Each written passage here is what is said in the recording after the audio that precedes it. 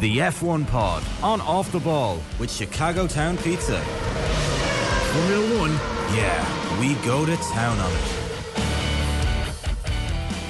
Yes, you are very welcome along to episode 19 of the F1 Pod here on Off the Ball. Myself, Shane Hannon, with you for the next 45 minutes or so as we digest the Las Vegas Grand Prix and, of course, take a look ahead to the season finale, the Abu Dhabi Grand Prix this coming weekend. As always, the F1 Pod on Off the Ball is brought to you by Chicago Town Pizza. Real takeout taste for less with Chicago Town. Get your questions into us. Delighted to welcome back this episode. We have Bernie Collins, the former head of race strategy for the Aston Martin Formula One team, and the former F1 performance engineer with Red Bull Racing, Blake Hinsey. Bernie and Blake, how are things? Yeah, good, thank you. How are you? Keeping well.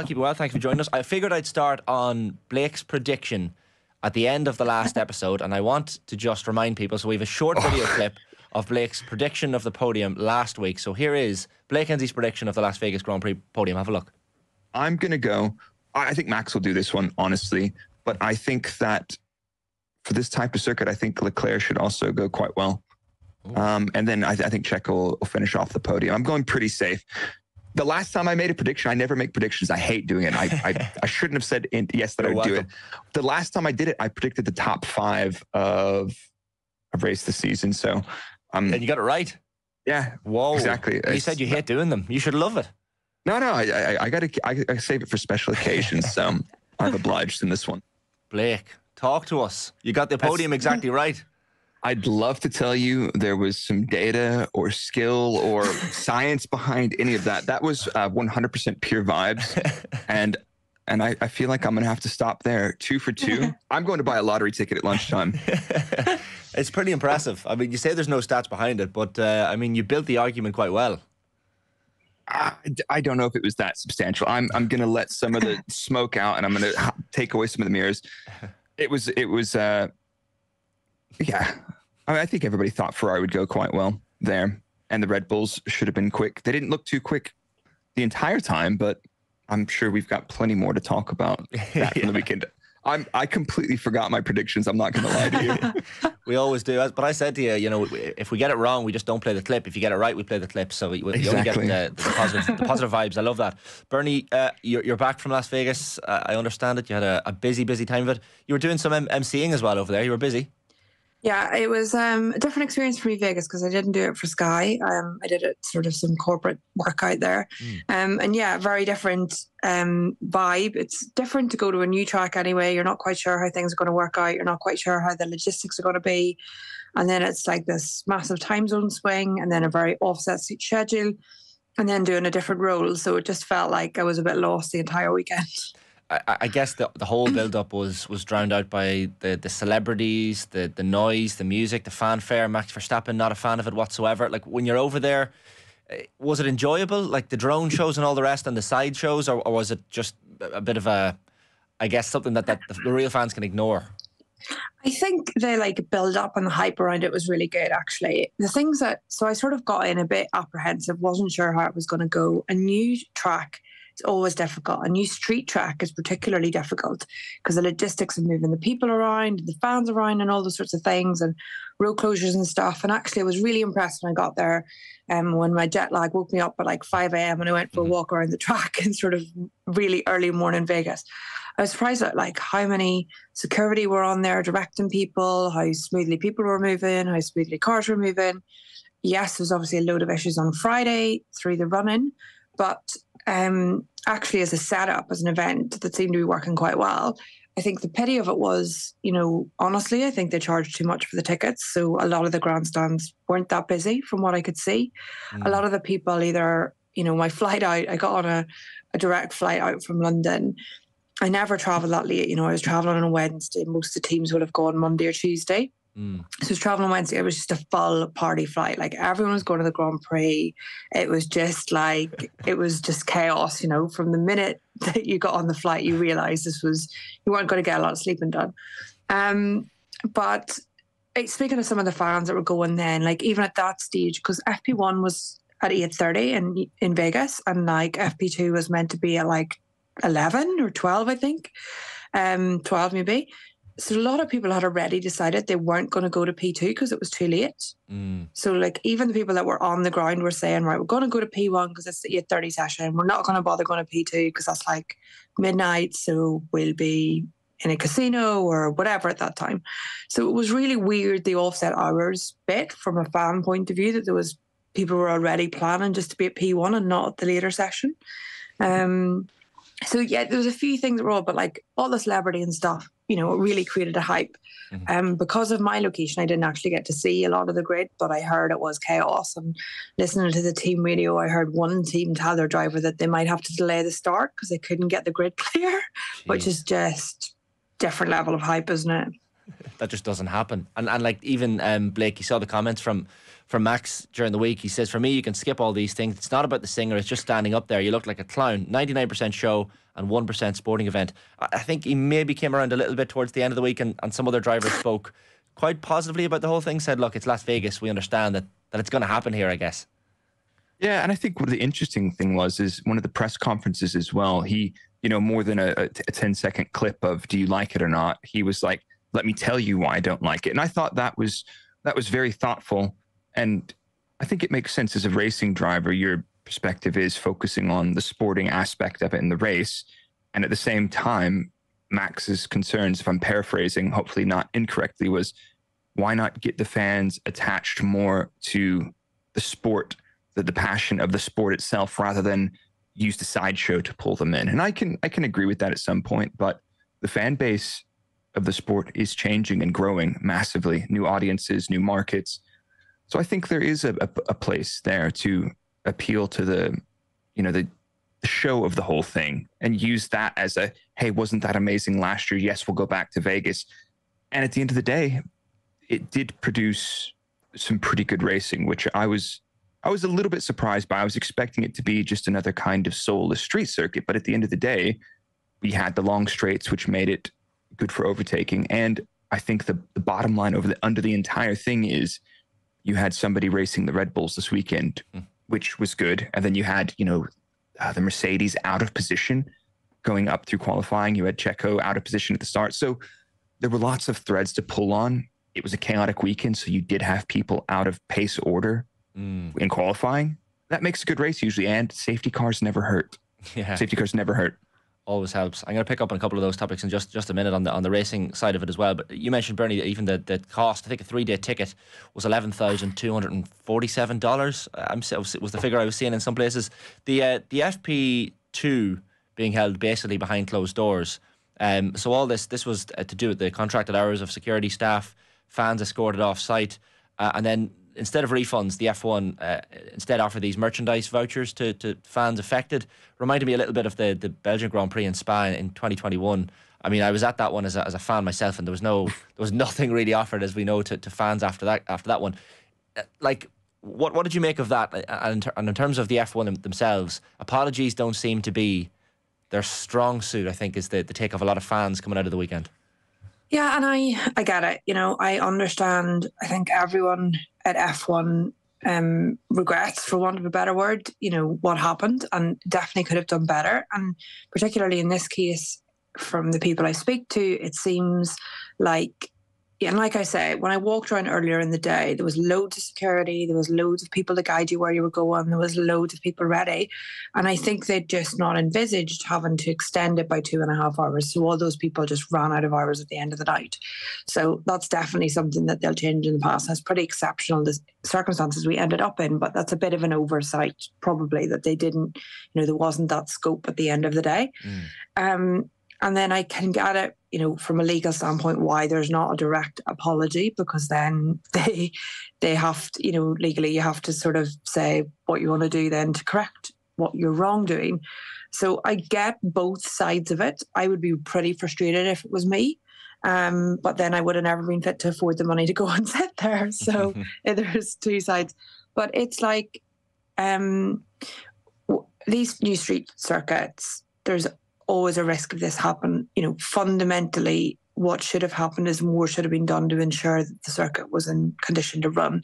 And just thinking off the top of my head, we have loads of tests to make sure, we do pull down tests on the rear wing to make sure that it's not going to collapse more than it should. Why aren't we doing pull-up tests on manhole covers. There's these sorts of things. There's lots of things that we can do.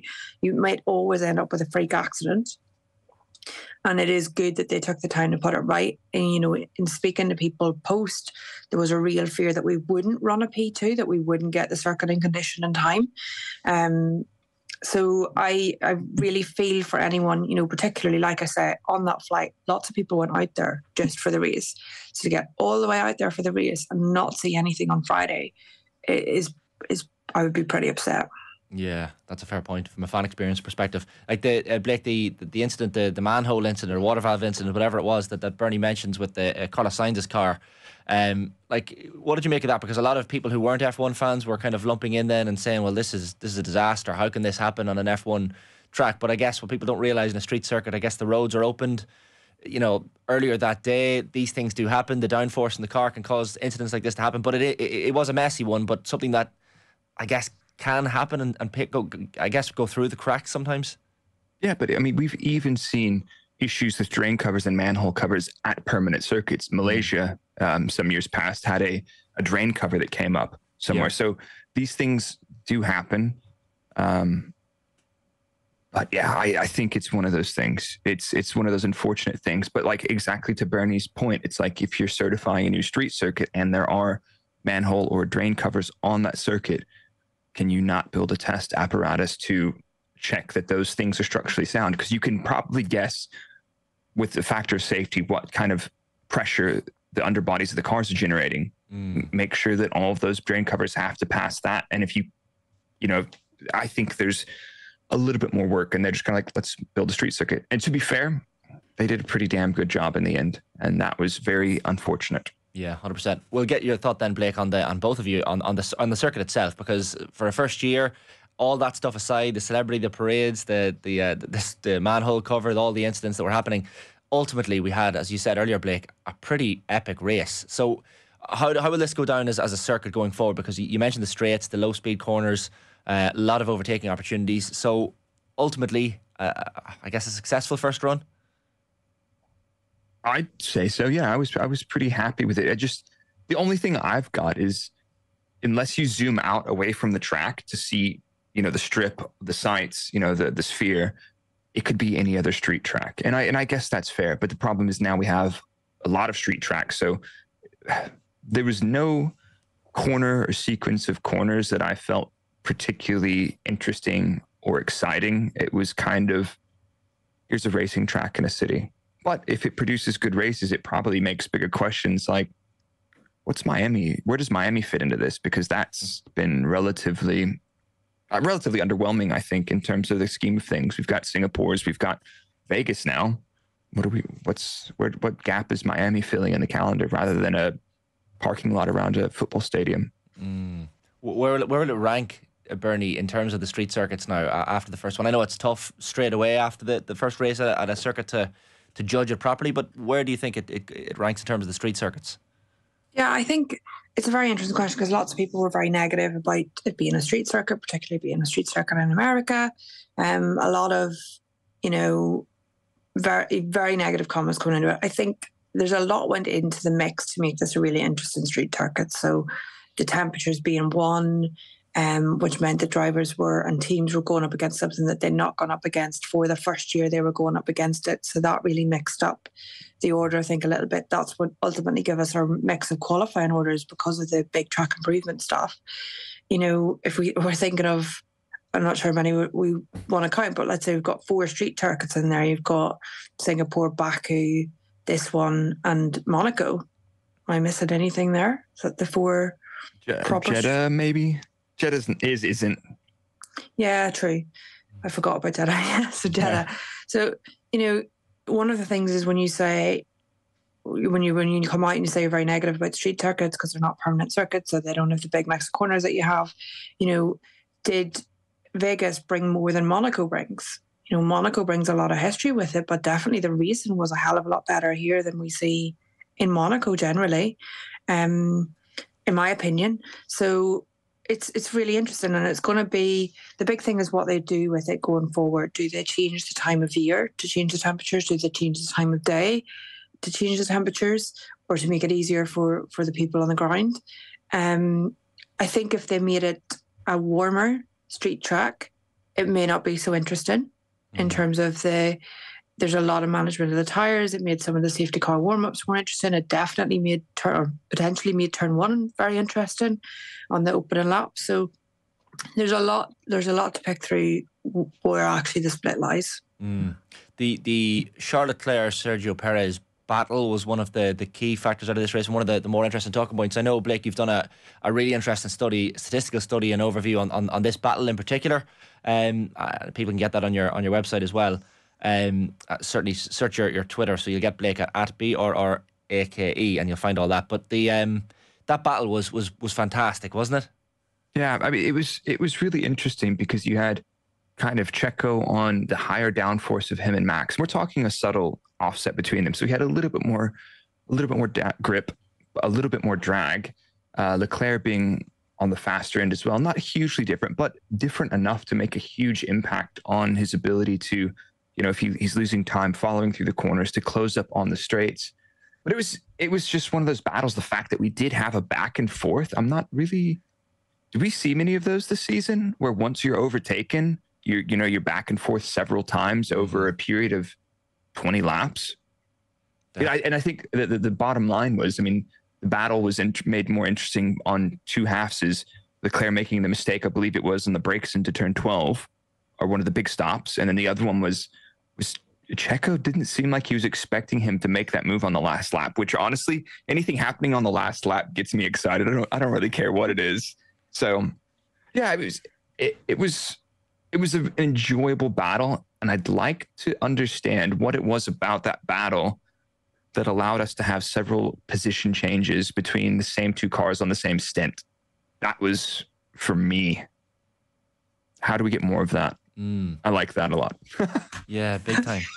But it was even like, cause to listen to Charles Leclerc, Bernie, afterwards, he was saying, on the other hand, obviously disappointed because he really believed that without the safety car, the win was possibly there for Ferrari. I mean, it felt like they got all of their race strategy fairly spot on, the tyre strategy fairly spot on. Like, was there much more they could have done to move up a place? From a Ferrari side, I don't think so. I think that Leclerc's maybe a bit optimistic to think that without the safety car he could have won the race, because yes, Verstappen stopped again, but his tyres weren't that old at the point that he stopped. So I think potentially the car had the pace either way to do it.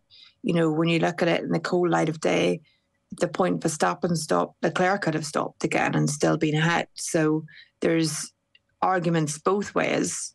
On that safety car, Leclerc, when Verstappen's already behind, could have stopped again, and then he would have been a bit further behind Checo, but that's okay. So there's lots that could have been done in perfect hindsight, but I don't necessarily, from the quick look at the lap times, the quick look at the race afterwards, I don't think that it was a given that Leclerc was going to win if Verstappen hadn't got the safety car, because I don't think Verstappen would have stopped again. And I don't think his pace would have been poor enough at the end of the race to not be able to take the position. But let's see, we don't know.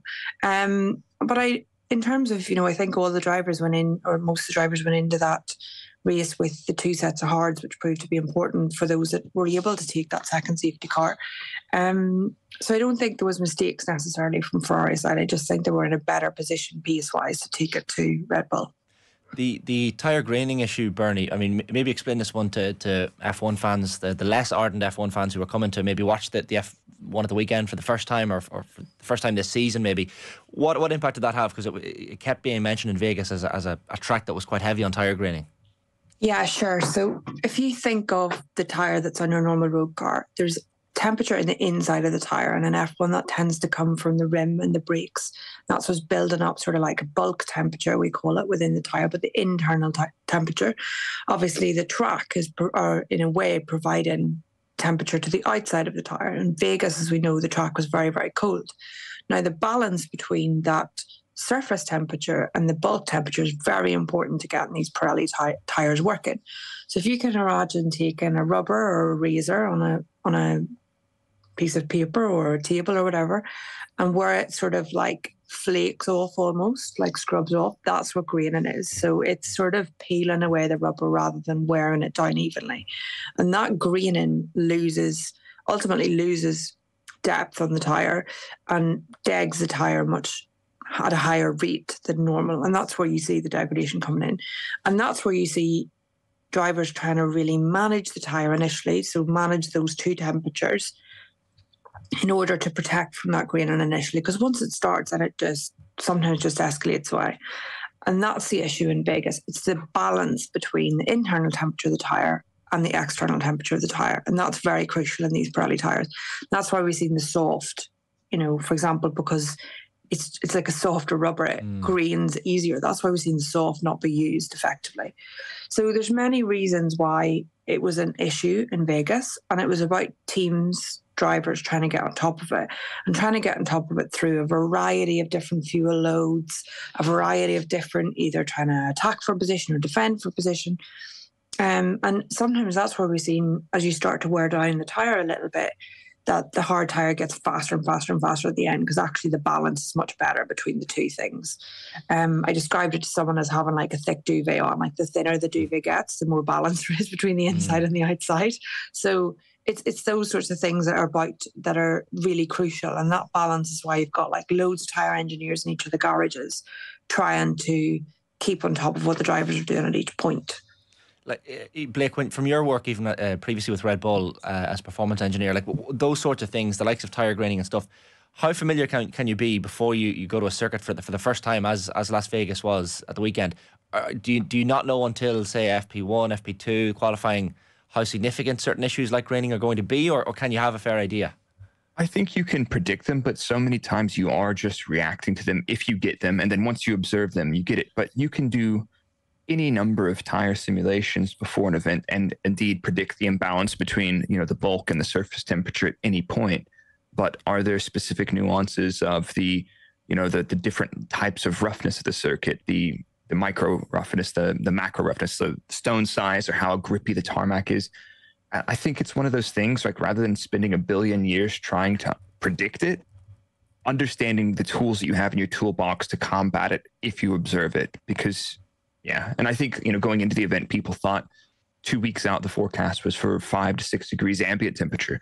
We ended up having about 15 degrees, but that's still very cold for these tires to operate. And you have a huge, realistically, when the tire's rolling down the straight, you're taking temperature out of the tire into the tarmac as it rolls around at a very, very high rate, especially when your surface temperature is like 15 degrees in the race, rather than some tracks, 30, 40, 50 degrees track. The rate at which you're losing temperature on the straights is huge. Hence, Leclerc was talking he's like, both the front runners were like, tell the safety car to go faster on the straights. We're bleeding so much temperature here. It's going to be a sketch.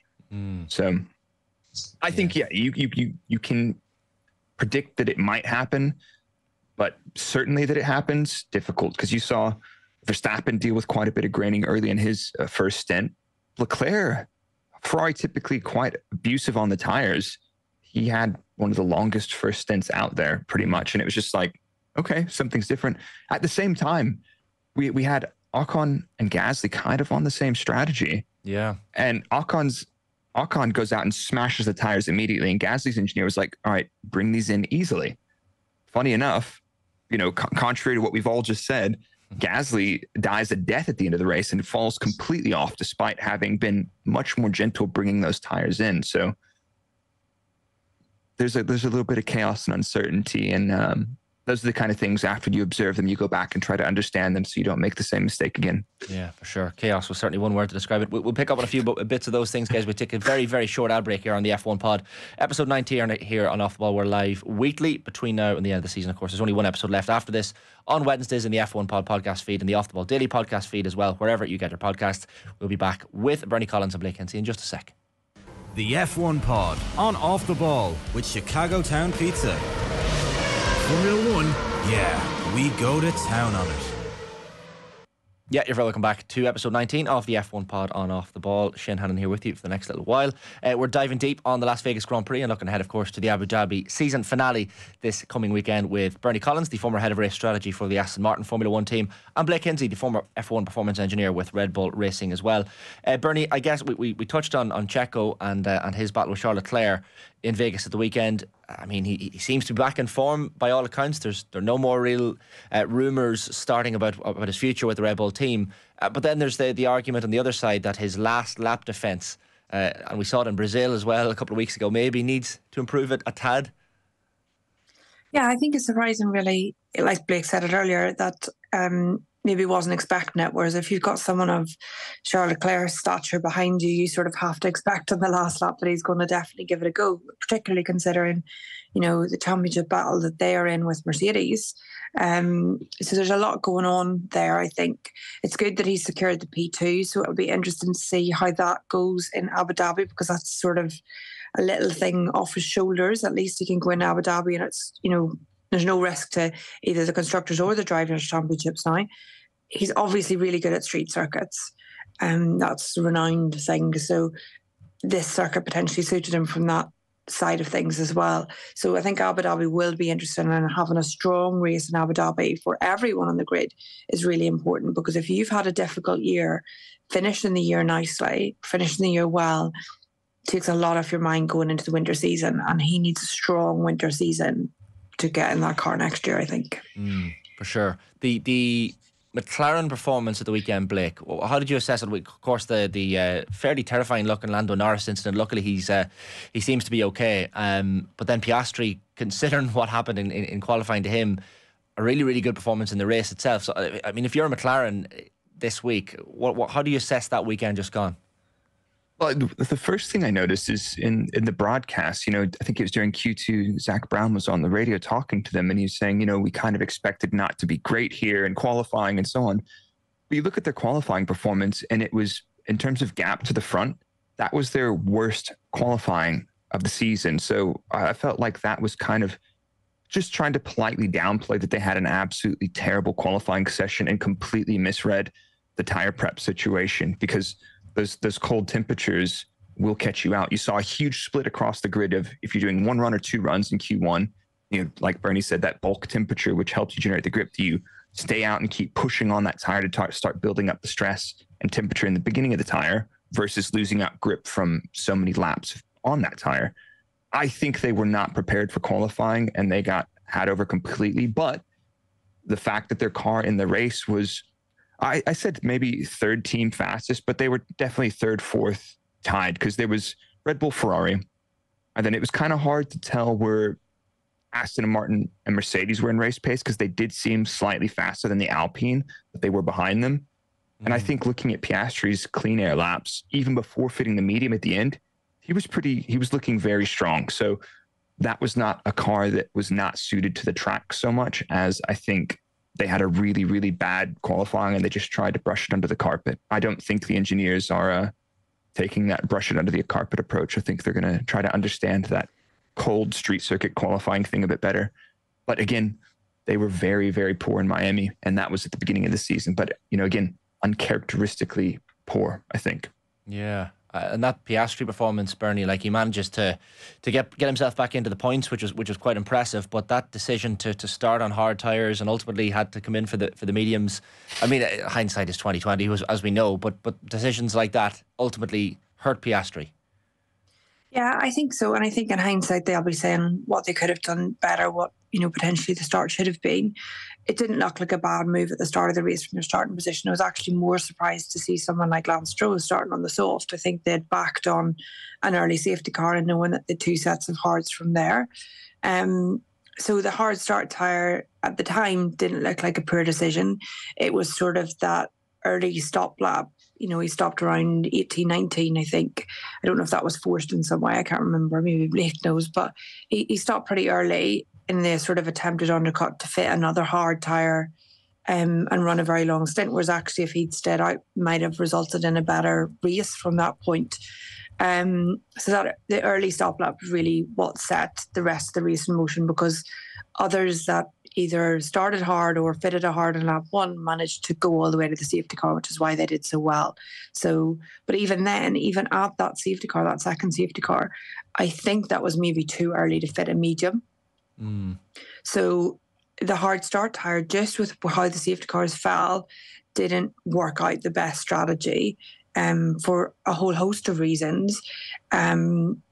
So in hindsight, yes, they should have started on a different tyre potentially, but they need to look at why they made the decisions at the time. And I don't think you can just base it on safety cars. But a lot of other people at a street circuit like this with the cold temperatures had backed on early safety cars. And we've had lots of street circuit events where early safety cars have definitely been the way that it's fallen. That battle for second place in the constructor standings all of a sudden, Blake, is really, really heating up. I think it's only 4 points down between Mercedes and Ferrari heading into Abu Dhabi. Toto Wolff's quotes after the race were quite interesting. He said, "A bad race, which summarises our season, a quick car that is able to fight for a podium. Lewis was doing Leclerc's times when in free air, but then obviously was involved in 2 accidents. And then George with Max. You can't win like that. You can't be in the front." I think the situation with Max was unfortunate. Probably fair assessment enough from Toto there. Yeah, I think so. And at the end of the day, when you, like, that's the thing, going back to some of these types of circuits, like your Monacos and everything else, you have to do to enable to have a season like Max has had in the Red Bull. You have to do everything well every time, qualify well, race well, avoid incidents and stuff like that. And yeah, it was unfortunate for both, honestly. Both of them had a really unlucky race. The Piastri wheel bang with Hamilton, that tire going down, that was unfortunate. George just not seeing Max there. Max making a strong move at a place where you don't expect to be overtaken. Yeah, I think that's a good summary of it. But I mean, Hamilton's been insanely consistent. The only thing is, more often than not, Mercedes have had those hiccups in qualifying with both cars, not just one of them, which I think is one of the factors in that, if you look at the whole season. But that comes down to potentially a difficult car, struggling to put it in the right window all the time, and then getting caught out on your single lap performance. And then usually they race well. Yeah, because it feels like in the first half of the season, Bernie, we were talking a lot about how Mercedes just had the number on Ferrari for a lot of the portions of the season, and then the second half of the season comes around and Ferrari all of a sudden are really, really pushing them. And you see moments at the weekend, like, and Hamilton, as Blake says, has been in good form, and it was a great overtake on Logan Sargent even at the weekend on turn 17. But there's something missing there with the team, isn't there? Yeah, and they've been very up and down. They're not the only team to have been very up and down this year, but they have been very up and down. There's been parts of the season where they're not fit to challenge at all. And then parts of the season where they should be fit to challenge, but like Blake says, just put themselves in the wrong starting position to do that, or, instance throughout the race. And, what Toto said is totally right. To win F1, and people sort of look at Verstappen and think it's pretty easy, but it's not just a good car. You need a good car, you need a good driver, you need to be taking the risks where they're valuable and just really calculating every decision that you make, because you will be quite heavily punished. And in this part of the season, for them, when the race with Ferrari, any DNF, any mistake is just so crucial. 4 points is nothing. So with the next race, it's going to be really interesting all to play for both teams. We should, Bernie, touch on Esteban Ocon. His name's been mentioned, but a really, really impressive race. I think it's his best finish since his podium in Monaco, and a second half of the season again just has not been very good. So this result kind of came out of nowhere, but a lot of moves. Yeah, very surprising result for a few people really at the end. So Ocon and Stroll being the two that probably stand out in the top 10. And like Blake said earlier, very similar strategy to Gasly. Stopped 3 laps later than Gasly. I spent a bit of time going through it this week. So very, very different, but slightly different driving style for Ocon throughout that second stint. Even in the first stint, Gasly started P4, obviously really, wants to do well. I sort of expected he would finish very well. He was one of the people I was thinking going into the race, might be on for a podium if he can pull it all together. But he pushed really hard behind Russell to try and get the position, really damages his tyres doing that, then has to stop a bit earlier than Ocon. So the race just gets away from you. Whereas Ocon went into it, very calm approach actually, very steady first few laps in the opening stint, very easy on the tyres, fit to defend from the guys behind, but not trying to keep up with Gasly, just let him go. But then much, much quicker at the end of that first stint, which allows him to extend a little bit, 3 laps. And it's easy to say 3 laps and think that's nothing, but actually on a 30-lap stint, that's 10%. So it's like it's pretty big amount, really. And then in the second stint, just some really good driving, I think, from him. Some good overtakes, like you say. The battle with Gasly, I'm sure there's a lot of people on the pit wall sort of hoping for the best out of that one. And then eventually they're told to hold positions. But at the point where Gasly's lap times are already suffering. So a really good drive from Ocon. And I think he'll be really happy with that. Great way to finish the season if he can keep that up in Abu Dhabi. The Lance Stroll one is interesting, Blake, isn't it? Because he's had such a, again, up and down, I guess, season you could describe it. There was a slow tyre change at one point at the weekend in Vegas. And that speed that we saw in the Aston Martin car at the start of the year just hasn't really kept up. The consistency maybe hasn't been there. But Lance has probably silenced some doubters with his performances of late. Yeah, and I think if you look back to last season, he was very good at race starts.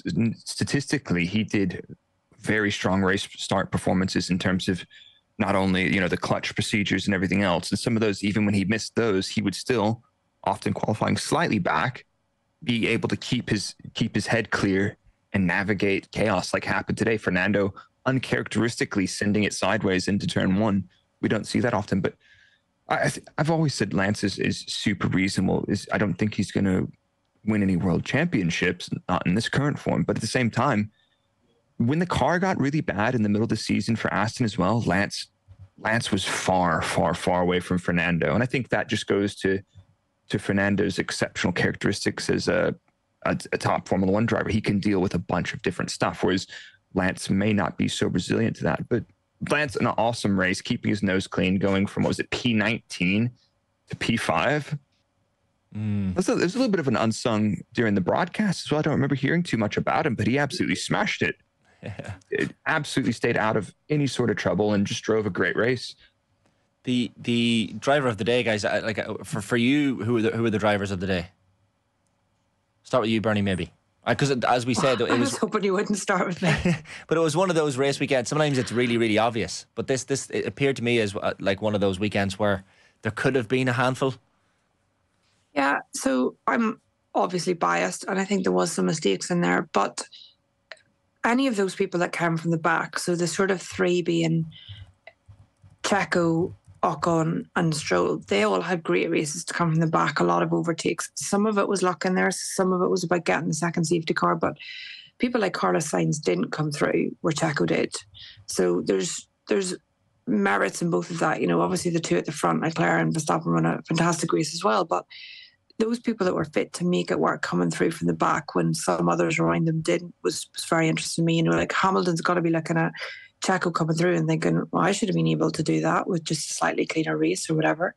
So they're the sort of ones, I'm not giving you a straight answer, but they're roughly where I'd be thinking. Yeah, the fan vote, Blake, it's hard to disagree with that, I guess. Charles Leclerc, 21.6% of the vote, topping at Perez, 19.1%. Oscar Piastri in third, 13.4%. Then you had Verstappen and Hamilton below him. It probably was like a day where Leclerc stood up. Yeah, I think so. I mean, like, to be fair, Leclerc had one mistake in the race that was apparent. Max also had one mistake in the race going into turn one. That was clearly not on. But at the same time, I still think probably I like Ocon's drive. We didn't get to see too much of it on the broadcast, but that car has been absolutely characteristically nowhere for quite a bit, very inconsistent and struggling. And to go from P16 and on the same strategy outshine your teammate like that. But yeah. I think it's a very fair point that you had Sainz on a similar strategy to quite a few others, and he just wasn't able to make it work this weekend. So, but yeah, I've as hard of a time as I give Ocon for some of his shenanigans, I think he drove an absolutely brilliant race, as well as many others. Yeah, hard to disagree. Guys, we should touch on Abu Dhabi as well ahead of this weekend. Bernie, what can we expect? I mean, from a race strategy perspective, what sort of things are our teams looking at here? I guess it's a tight track, warm conditions. Yeah, it's very, very different to the last track we've had in terms of the tyre operating conditions. Abu Dhabi, because of some of the changes they made a few years ago, has become easier to overtake, if anything. So we can see overtakes happening there, so you can see a split of strategies.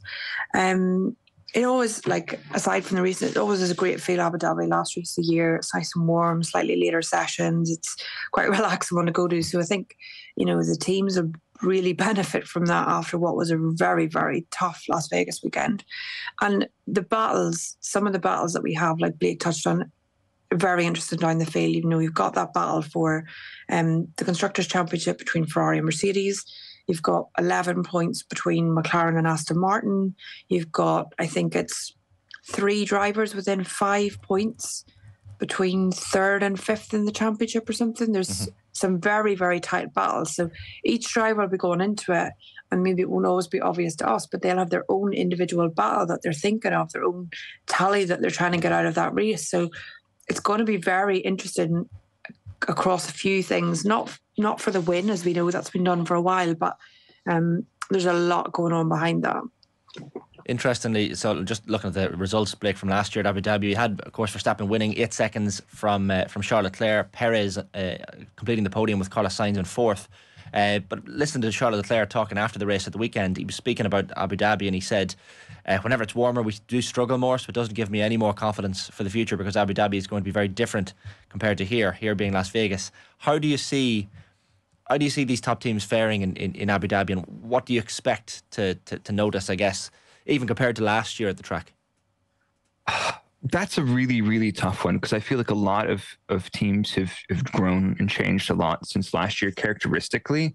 I think 100% we see when the track temperature is hotter, the Ferraris do tend to struggle. And the one thing looking back through my notes from last season was you had Max and Charles doing a one stop where they did basically a 40-lap stint on the harder tire, and everybody else kind of on a 2-stop. But the whole race was like, it was definitely one of those super saver tire management races where it's just look after the tires and make the strategy work. Whatever happens, I hope we don't get that again, because that is, I don't know, that's not too thrilling to me. No. I'm almost afraid to ask for the podium predictions, given how perfect it was last week. Like, Blake, are you going to double or quits on the Las Vegas team, or are you just going to... I'm quits, man. I'm safe, man. I totally understand. Like, Bernie, do you want to lump it? And I guess if you get it right or get any of them right, we'll play the clip. But there's no pressure on it. I'm not going to go for the podium, but I'm going to predict a return to the podium. I think that McLaren should get themselves back on the podium this weekend. They've got to aim to do that. I think they've got big pressure to get to beat Aston at this stage. And this track should suit them more. There's none of those sort of low-speed corners, or less of the sort of low-speed stuff. It's hotter temperature. So I think this track will suit McLaren a bit more than the previous ones. So let's see one of those guys back on the podium. Interesting. Probably alongside the normal others. The usual suspects. Yeah, I might kind of go similar lines. Max Sainz, and I had Lance Stroll in there because confidence is key in F1. But you know what? Because of what you said, Bernie, I'm going to change it to Oscar Piastri to finish out that podium. You've convinced me. Guys, before we finish, I was lucky enough a couple of weeks ago to chat to Keanu Reeves and Jensen Button for this new Braun series on Disney Plus, which is amazing. And I don't know if you've managed to see it yet, either of you, but even just that whole Braun story, Ross Braun story, buying the team for £1 from Honda. It might start with you, Blake, on this, because it's just, I can see why Keanu was drawn to the subject in the first place. It's amazing. That's such a cool experience for you as well. And I binged the series last week, and I have to say it was one of the best pieces of motorsport documentary that I've ever watched. Keanu was so genuine, authentic, quirky as always, and invested in the project and the story. And it was one of those stories that doesn't need any embellishing at all. It actually happened. And that's kind of, my roots of getting interested in wanting to be a motorsport engineer was 2008, 2009. So I remember that quite well. And that underdog story was phenomenal. The storytelling's great. The way it's filmed, the way it's shot, it's so thoughtful. And honestly, there's a place for Drive to Survive is great to capture new audiences that may not have that much of an attachment to the sport. But for the people that are already kind of captured by that, or maybe you need a little bit of something different or a storytelling rather than drama. Holy crap. It was phenomenal. Yeah. I can't rate it high enough. Yeah. The story just has everything, Bernie, not just from a documentary sense, but even just, it reminded me of the brilliance of Jensen Button as well. And that battle he had with Rubens Barrichello, even his own teammate. It's just one of those, Hollywood stories, and it was just right that it went on the big screen. Yeah, 100%. And, you know, I was lucky enough, I was obviously working in Mexico with JB, and he was sort of very positive about it all, and it was just getting finalised, and he just sort of finished seeing it himself and stuff at that stage. So I started to watch it last night. I watched one episode before sleep. Deprivation got the better of me. So I have more to come. Hopefully, I'm excited now that Blake's so positive about the rest of it. But yeah, and I think it's really good. Like at the moment, you know, there's a big hype around F1, which has been brought from the Drive to Survive. But it's nice that we're getting these historical things from it that those Drive to Survive people can watch and catch up almost on the story and excitement. You know, we're getting the Ferrari movie later in the year or early next year. I can't remember when that's coming out. You know, there's obviously lots of things happening in order to try and fill in the blanks, fill in the gaps, fill in some of the history. And that's quite interesting, I think, and quite good for the overall knowledge base, because it's a bit of an unbelievable story. And it's great that it's like going to be sort of documented quite well, or, you know, at least from the first one, looks like it's going to be documented really well. So that's nice for the new fans to sort of go back and live that experience. Yeah, for sure. Here. Bernie, will you be in Abu Dhabi? I know you had you delayed flights and all sorts of flying experiences. I think Delta helped you out at one When point. I was leaving Vegas, there was a sandstorm, so we got on the flight, and then I was like, we're going to sit here for an hour, and then we joined some ridiculous plane queue, and then I landed in Salt Lake City and had to run from one flight to another. So it was really I ran, and then I realized there was 26 people on the same connection that were running behind me, so I actually didn't need to run. But yeah, really good. No, thankfully not in Abu Dhabi. As much as I love Abu Dhabi and I would love to be at the beach, I just need some time at home, so I'm not going to be in Abu Dhabi. So yeah, wait till next year to see when I next pop up at a track. But sort of, you know, just to mention, feel for all the guys that's doing Abu Dhabi. Then there's a test a few days afterwards, so they will be really looking forward to the Christmas break. Yeah, 100%. Getting back to the family and relaxing for the off season. 100%. Guys, enjoy the race this weekend. Bernie and Blake, thanks a million as always. Thank you. Thanks, Shane. See you guys soon. Thanks a million, guys. We've Blake Hinsey there, the former performance engineer, of course, with Red Bull, and Bernie Collins, the former head of race strategy with the Aston Martin Formula 1 team. We'll be back on the F1 pod next Wednesday, so that is in reaction, of course, to the Abu Dhabi Grand Prix. So that's next Wednesday, the 29th of November, looking back on Abu Dhabi and looking back on the season as a whole. We'll see you down in the F1 pod. Good luck. The F1 pod on Off the Ball with Chicago Town Pizza. Formula 1, yeah, we go to town on it.